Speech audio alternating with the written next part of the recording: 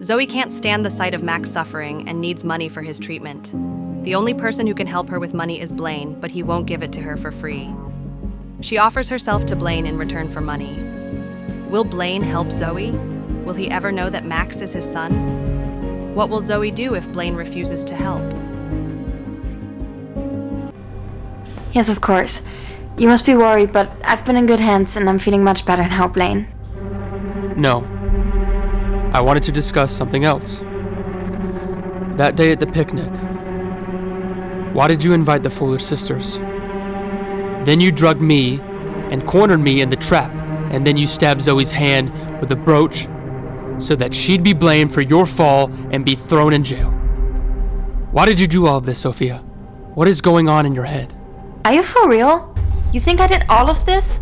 In case you haven't noticed, I'm the one laying on this hospital bed with a head injury, Blaine.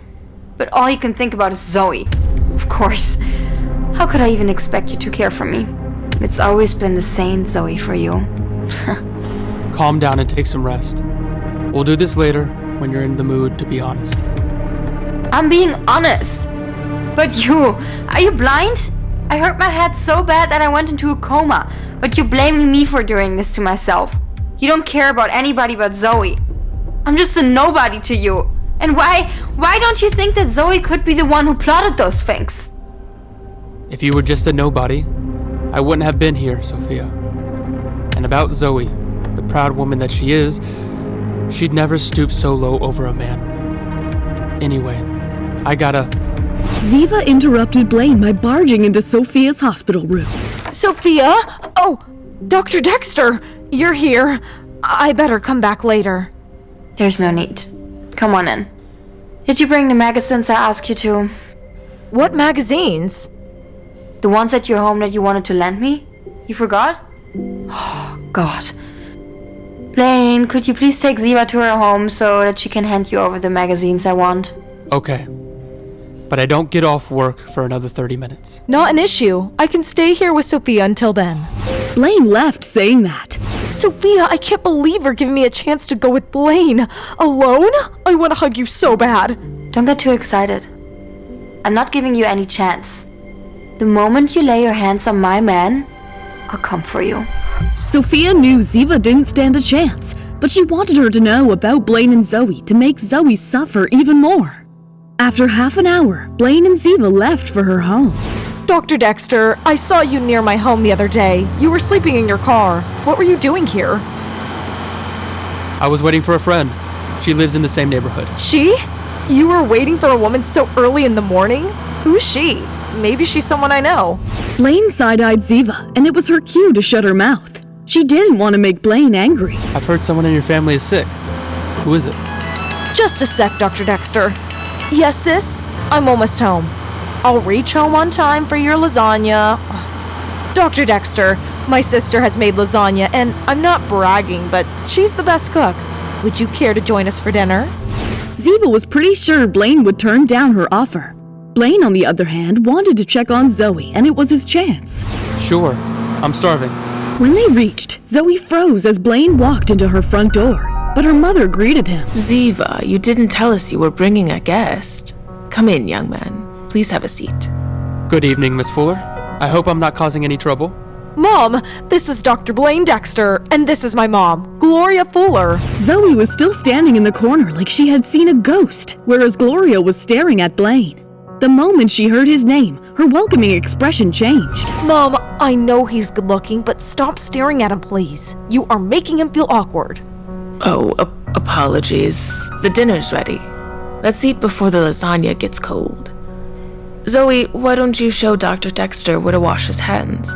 Zoey nodded and gestured to Blaine to follow her. When they reached the wash basin, Zoey made sure no one could hear them. Why are you here, Blaine? What do you want? To eat the lasagna you made, Zoey. So, what game do you want to play at the dinner table? Do we know each other, or do we not? Lower your voice, and we don't know each other. Now follow me. The four of them sat down to have dinner. Ziva was so excited to have Blaine with her that she was smiling throughout the dinner.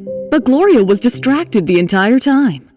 So, Dr. Dexter, tell me about yourself, about your family. His dad is the senator, Mom. Michael Dexter of Arizona. I see. You come from a wealthy and influential family. How did someone so rich find his way to this poor woman's dining table? Mom, what are you saying? Dr. Dexter's not the kind of person you're thinking. If he cared about who's rich and who's poor... You do not talk back to me. I don't care what kind of person Dr. Dexter is. What I care about is if his family knows he's having dinner with someone less privileged than them. Dr. Dexter, I don't want you around my daughter anymore. Our families are not quite compatible. Miss Fuller, I think you've got it wrong.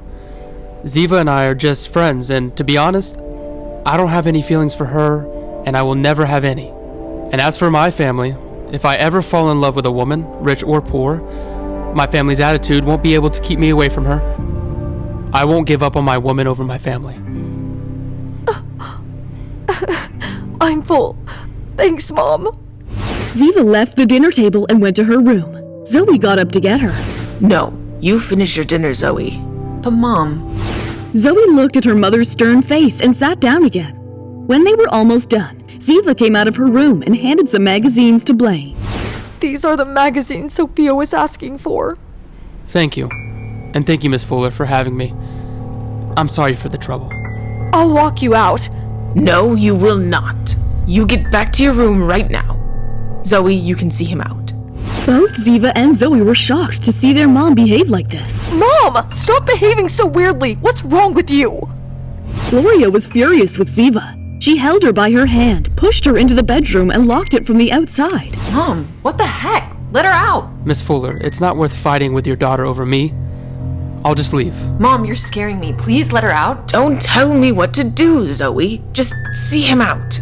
Zoey didn't want to create another scene, so she quickly walked Blaine to his car. Does your mom discriminate against all the rich people? No, I've never seen her like this before. She's just not behaving like herself tonight. So, it's just me. I was not welcome here, I guess. You didn't seem happy to see me either. You show up at my house without any prior notice. That, too, with Ziva. What do you expect? Yeah, I'll stay away from her in the future. Now, go in. It's cold out here. Blaine, about what I said that day. Have you given any thought to the offer? Zoey, this is the last time you're bringing it up. Don't ever ask me about that again. Blaine got into his car, and Zoey went into her home. As soon as she got in, she could hear Ziva's screams. Mom, you let her out and explain to us about your behavior tonight. Why did Gloria behave so rudely with Blaine? Does she know about Blaine and Zoey? What will Ziva do now that her mother has asked Blaine to stay away from her? Hey, I'm Zoey. If you're wondering what happens next, download the Pocket FM app now and listen to the exciting episodes of Rekindled Heartache.